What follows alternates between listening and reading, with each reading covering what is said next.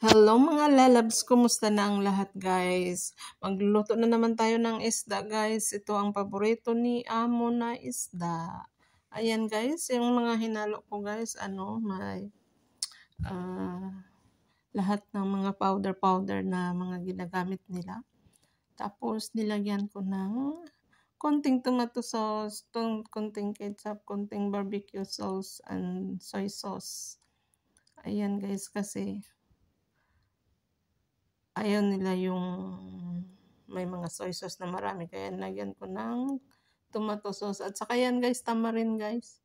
Yung tamarin na sachet. Hindi, parang fresh din. Hindi siya, ayan, parang fresh. Oh, ayan, tinutunaw ko. Tapos ipaibabaw ko yan. Siyempre guys, ayan, may lemon, may vinegar. Konting vinegar lang siya. Tapos lemon, tamarin. Ayan guys, nilagyan ko ng beans kasi yan lang ang gusto ni Amo guys na ilagay. Ayaw nila yung maraming lagay-lagay na mga dahon-dahon. Tapos yung beans ko guys ay galing sa freezer. Fresh pa naman kasi naka-freezer yan. At ayan.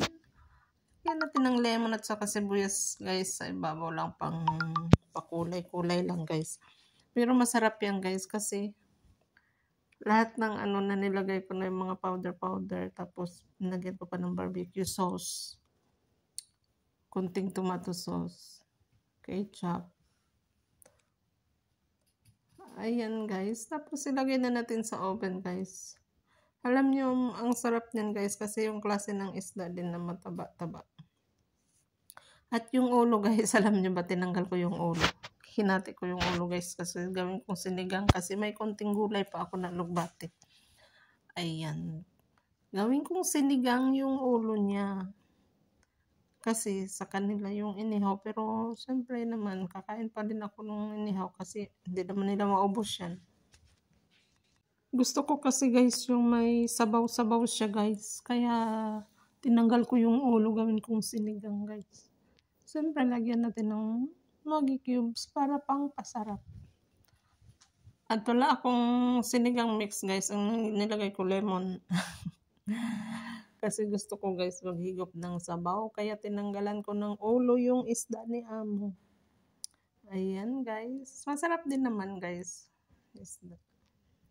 Saka may kunting okra, kalabasa. Alam niyo yung mga gulay ko guys sa freezer na yan. At ayan din ang ating isda guys. Napaka yummy ng isda natin guys. Ayan. Thanks for watching.